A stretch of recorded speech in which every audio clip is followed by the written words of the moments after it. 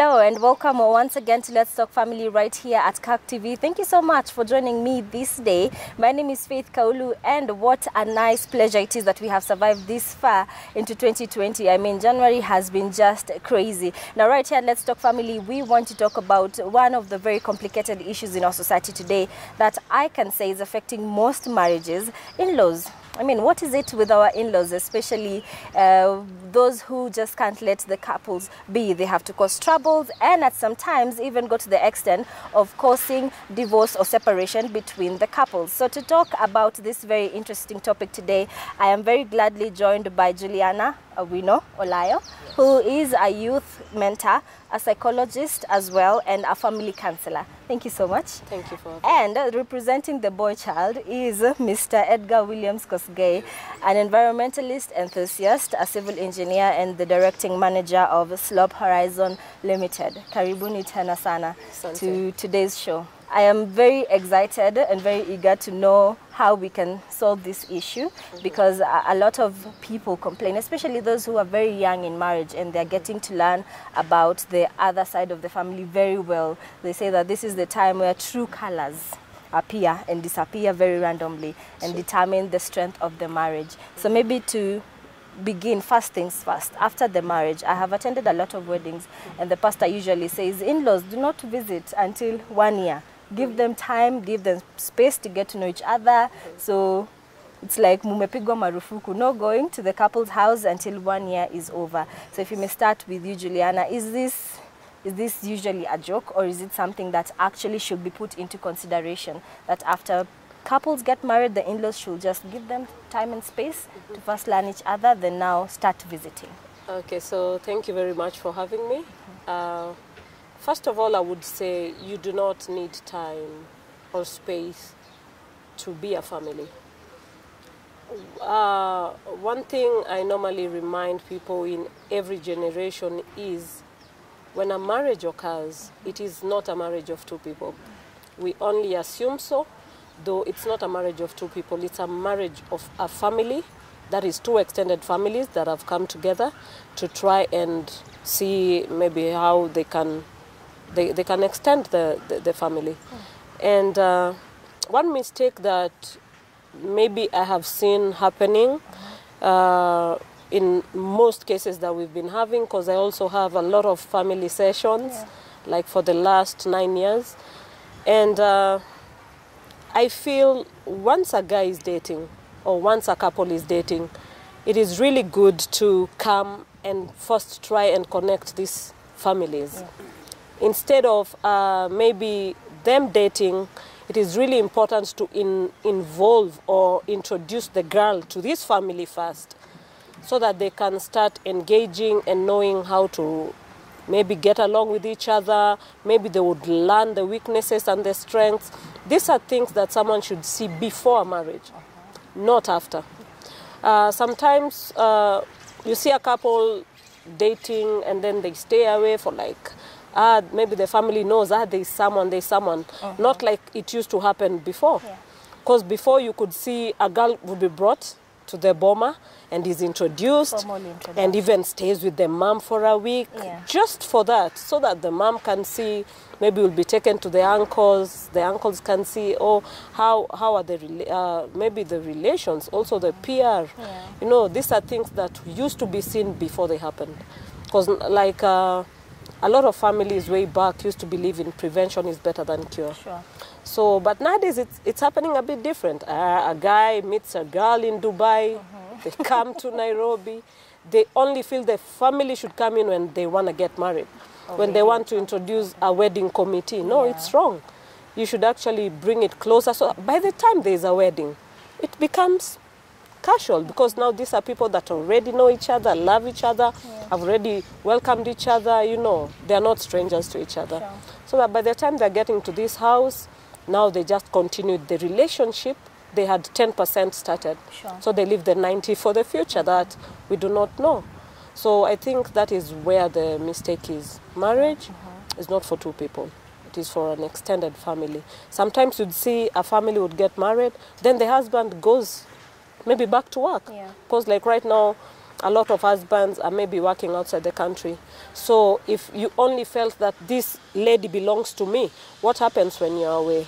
Yeah. You will definitely need these people to get along. So it is the man who is supposed to start foot or to offset the wedding at the relationship of where they want the families to be. Yeah. I like how you said, and that's something I'm running with, that it is not just about two people, it's a family affair. Yes. Now, Edgar, a man has introduced the potential partner to the family, and because of many reasons or several reasons, or maybe just their nature, the family does not go well with the introduced partner to be. How should that situation be handled? Should the man go forward or get someone else? Now, thank you very much for having me, Faith.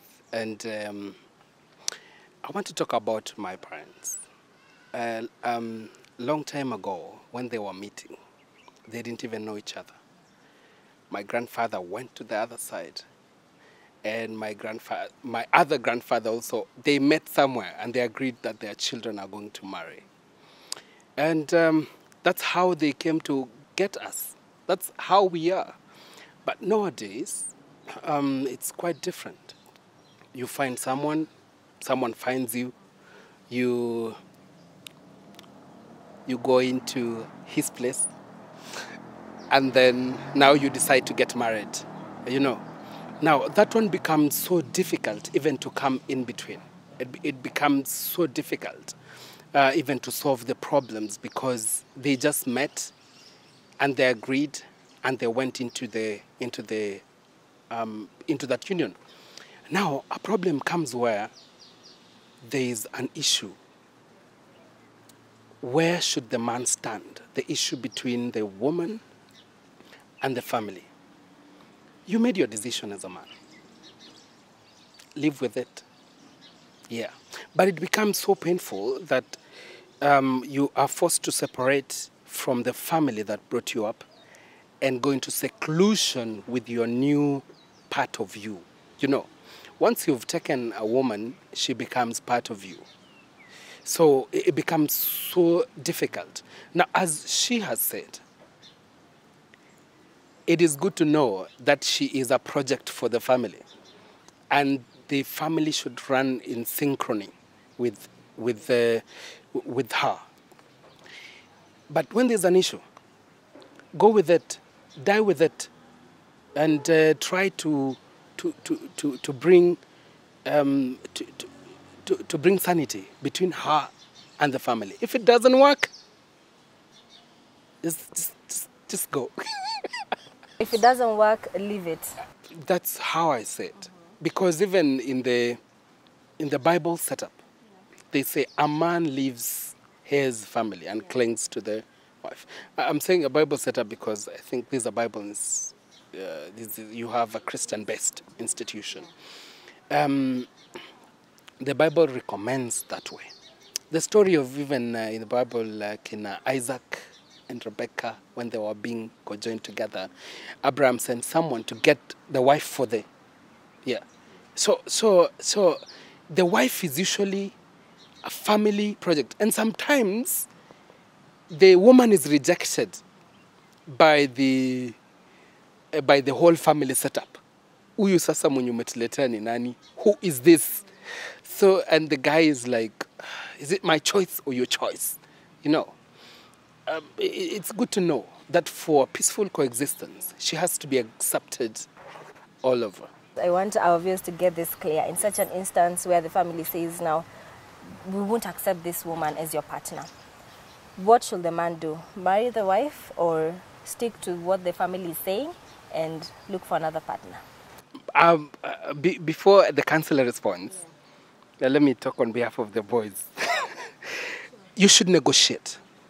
Negotiate. Because even the one you're bringing next is fallible. Yes, has something. So negotiate. If it can't work, negotiate and see whether you can come in the middle. Otherwise, I'd want to advise people that you need your parents' blessings. This is dangerous. These are dangerous grounds. There are people who were warned long time ago.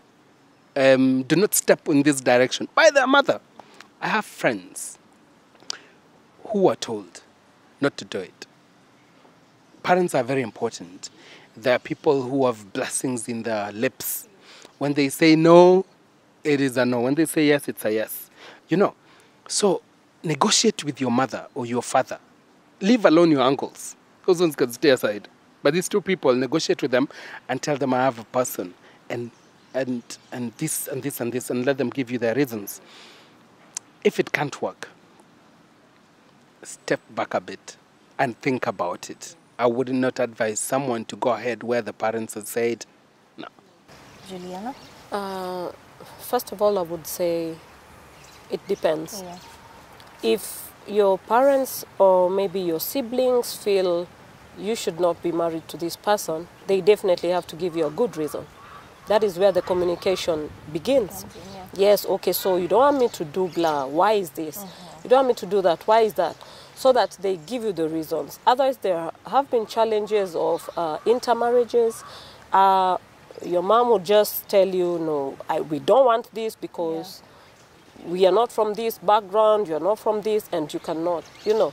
So at the end of the day, it depends on the mom again, because in the same marriage institution, as I said, the family plays, every family member plays a role. Yeah. So if it's the mother, she has to play a role that is responsible. Responsibility does not come with age.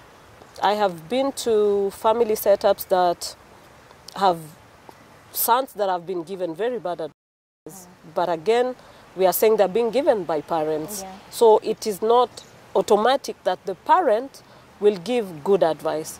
You'd find that you as a man has met someone really special that you love, and you're such a very good girl, but the only difference is the tribe, maybe. Yeah. So like, as a man, you should consider and ask yourself, what do you go by? Because remember, the same Bible says that the man shall leave the parents. So again, the man has to weigh, because this man is supposed to go to a certain household and become a protector, a preacher, you know, and a provider. So he will go and start his own generation. So like you see, if it does not work like that, it becomes a problem. And something I can say also is, times have changed. Sure. Nowadays, you cannot say that someone can get you a wife from maybe the family side or a friend or something like that. Because one thing that is happening, and people should really realize, is way back we used to get advice from our mzes, yes? But nowadays, because of times have changed, we have family counselors. I have realized that a lot of couples nowadays ignore talking to counselors. Counselors are there not because they are perfect or they're older or they've been married 90 years, but because that is part of their work. Right now, marriage is inclined to more pressure. Pressure of depression, pressure of psychology, pressure of all that. So like, you find that a man will go into a marriage, maybe he had an issue that he has never talked about, or a lady has never talked about. But these are issues that if they're not talked about within the family counseling sessions, they go and explode in the house. So it becomes really hard. Like we have cases of rape. We have cases whereby a wife was raped but never talked to anybody.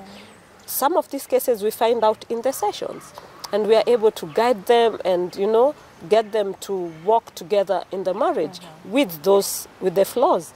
So at the end of the day, also the lady has her responsibility. We are having a challenge right now, because you can see there is a lot of single parenthood going on. Like, someone is married today, you meet them in town the next, in about 2 years, you're like, hey, so how's the family? No, you know, it didn't work. They separated, simply because parenting has changed its values. As a parent, it is your responsibility to raise your child well, the boy child and the girl child, so that at the end of the day, when they go and become a family, they're able to live with each other. But now you find maybe a mother is too busy, a mother has a daughter, doesn't care how they grow up. You know, there are things that you instill as the child grows up. Things like starting to cook, like maybe being sure that your child can be able to manage to wash the house or something like that, you know. So those are things that crop up when it comes to marriage, because I normally advise people, no matter how digital it gets, never get away from the religious books, whether it's the Quran, whether it's the Bible, the books that maybe have been able to raise us. Yeah. Because it is that thing that will always make you run fast, but it always pulls you back and tells you, you know what, as much as you say I should submit, also these are the verses that say these are the responsibilities of a husband. Yeah. So like, if at the end of the day the man is playing his roles, the wife is playing his roles, the children will join you and play their roles pretty well. Yeah. So like, those we should never forget that. Otherwise, as a lady, you're supposed to follow that. You're not supposed to follow your friends or what they're asking for. Those are the things that create tension that brings in the family. One thing I always tell ladies, because they're the ones who come for a lot of sessions. You see, when you go to a homestead, there is this son that has been raised by this mother for 30 years. They have a bond. Yeah. They have siblings, they have been born together. They love each other, maybe the sister and the brother. When you come in, you're coming as a daughter to the family. You're not coming as competition. Yes, or as a rival. First of all, the kind of love you share is totally different. So if everybody is able to give this particular son the kind of love they require, this man will grow to be a very steady man. Yeah. But now you see, if a lady comes in and tells the husband, you have to choose between your mother and me, you're torturing your husband. And that is the biggest mistake that as women we end up doing. You find a man is in Nairobi, the mother lives in Nairobi, but they can never see eye to eye. We have cases of parents that have not talked to their sons for 7 years. Because of the wife. Because of the wife. Now, I love what you've said about you have met the man who has been brought up by other siblings and a parent. Yes. Yeah, for years. So don't try to bring separation. You in come the for family. 2 years and you want them to and things to totally separate. change. You want to overturn the government. We have issues of, you find a son that is paying school fees for the siblings, and you automatically want that to stop. You know, it's not that easy. So the hatred, if you're not careful, it will crop in because of such things. Yes. When you listen to these family issues, you will realize it's very funny things that even make people separate. Lack of communication. Sure. Now, even as we're talking about that, there's something that I really want us to touch on, which is most people call it as mama's boy, because there's some men who are so attached to their parents, and mostly it is mothers, in that they are unable to either stand up for their wives, or if the mother says it's like that, no matter what the wife decides, what the mother says is what they do. For you, Edgar, how would you advise? Should it be that way, or should the man stand up? Are you asking whether I'm a mama's boy? Not quite directly. The counseling aspect, as she talked about, is very important, because you'd be able to know the kind of person you're dealing with. Before you go with that man into the house, you'll have known whether he's a mama's boy or not. We have very many people who have been brought up that way. And some of us are brought up through intimidation. And that is how we become mama's boys, because we don't have a scenario whereby we can challenge decisions from authorities in the house, that when our parents say, they have said, and we just follow it that way. They say sometimes men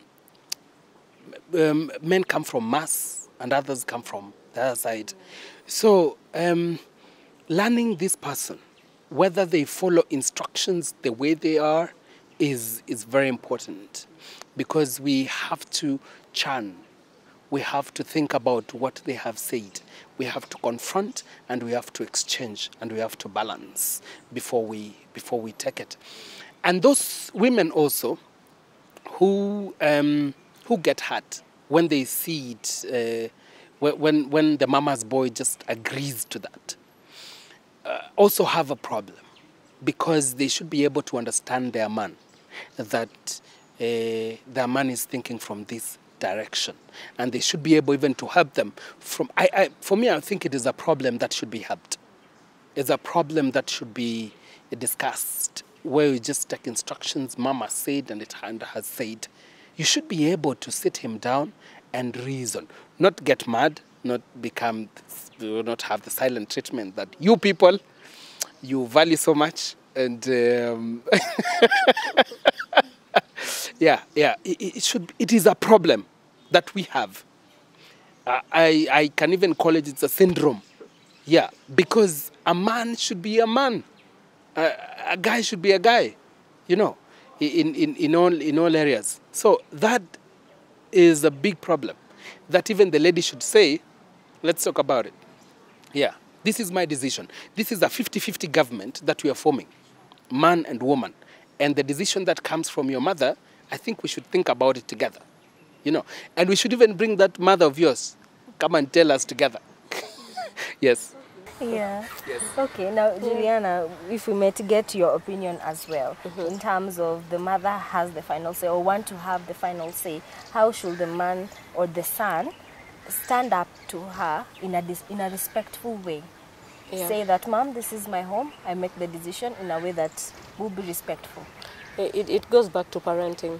You see, as I said, everybody has their responsibility. As a mother, I understand from a point of view where naturally we have mama's boys and daddy's girls. Yeah.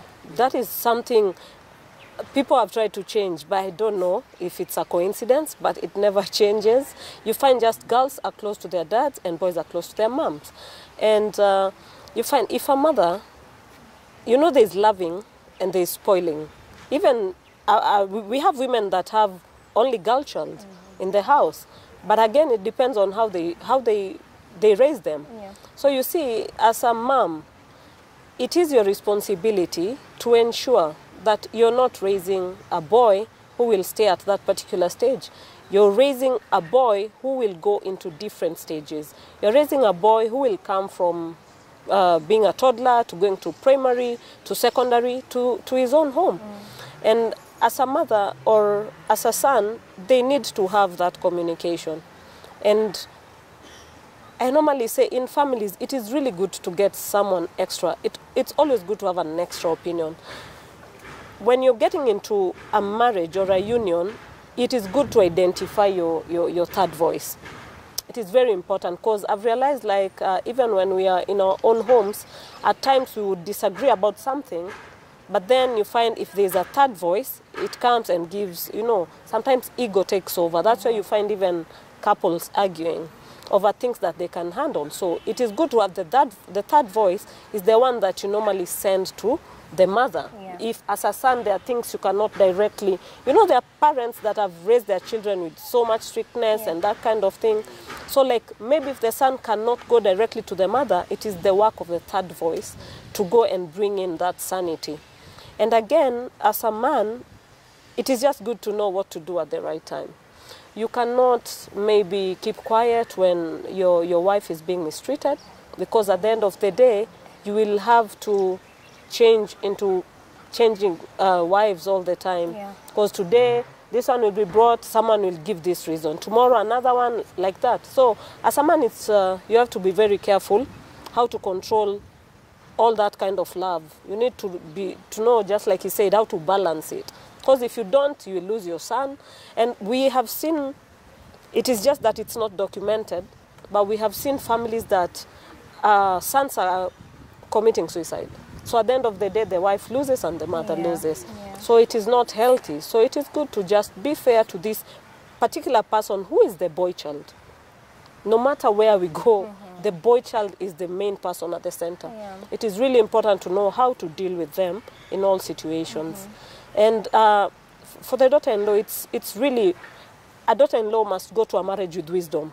She's the one who will make the home or break it. Sure. She has to know when to speak, when to keep quiet, when to push back, when to hide, when to speak out, Yeah. So it's really important for a woman to get into a marriage with a lot of wisdom. Because as much as there is family pressure, there's also peer pressure from the boys' side. Yeah. A lot of families I've seen breaking because the friends have said, this lady, apana.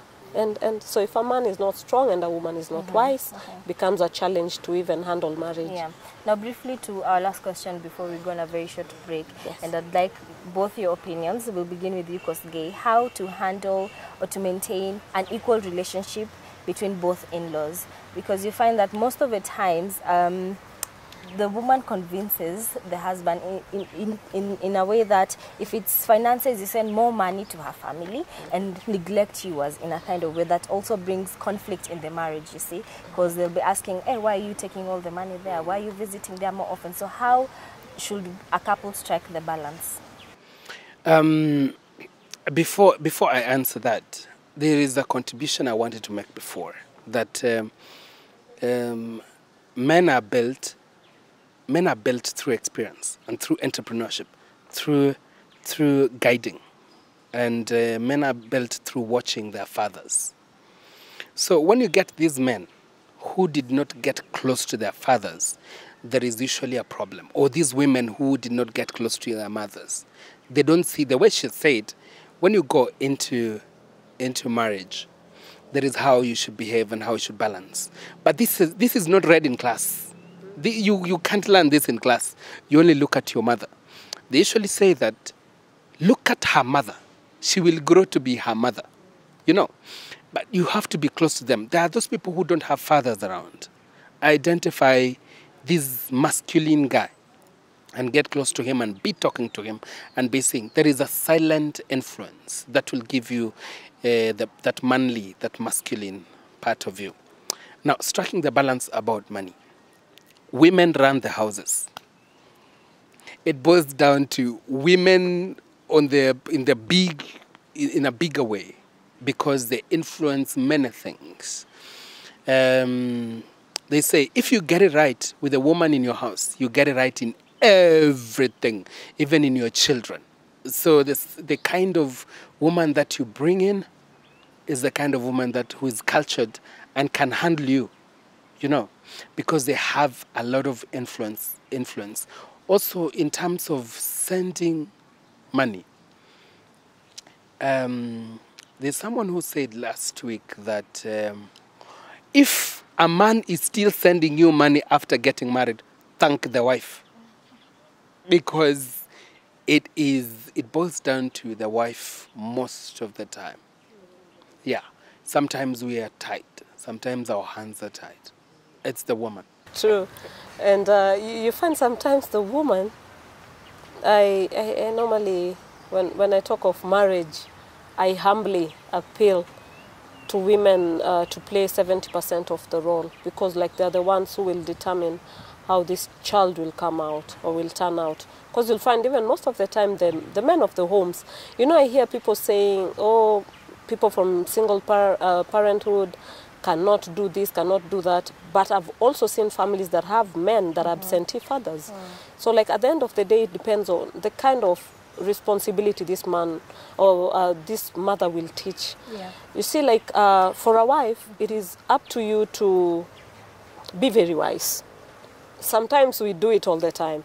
Like when it's time for Christmas, you've been invited in this family to be a daughter. So like as a daughter, you cannot block out where this should go. When you come in, and you came in when the mom to the man was not employed, she's still a retiree. It doesn't stop because you've come in. If anything, it's up to you to work even harder for you guys to get more, so that you can be able to share. Yeah. It is the wife who touches anything and turns it to gold. Or it's the wife who will come in and make a man become a pauper in a minute. So like it really boils to the kind of person you choose to marry. And that's why I get very worried. Nowadays I see a lot of people going together with their wives in the bar and spending so much money there together. I really pity that kind of setup, because you know the money that is being used. You can imagine 2 parents in a bar. So if it's 1 beer, it's 2 beers. If it's 3 beers, it's 4. So like you're eating away your future. But you see, if the money is there, it is for the lady to pull whatever is there and turn it into gold. There's no other way. So that if there is surplus, it is very hard for you to find these funny issues. Because you'll find if it's Christmas, you've done shopping for both parents. If it is coming in to live together, I have housed enough of my relatives, and I never see it as a problem. Yeah. It doesn't bother me even for a minute, because I feel I am the one who joined in. So I am the one who should come and connect to the puzzle so that the pattern goes on pretty well. So like a lady should be really wise. Build your home and avoid a lot of hearsay. Yeah. Because sometimes you find two friends hanging out, maybe if it's in a chama, then they start comparing their families, whereas the families are not okay. They're not getting enough money. Or you find a lady who's a housewife wants to compare herself with a lady who's working. So as a lady, it's really important to know the kind of friendships you will keep, so that it guides you according to you and your family, not to these other families. Yes. All right, we are taking a very short break right here at Let's Talk Family. Remember to use the hashtag Let's Talk Family on our social media pages as you share experiences that you've had. We'll be right back. Don't go too far.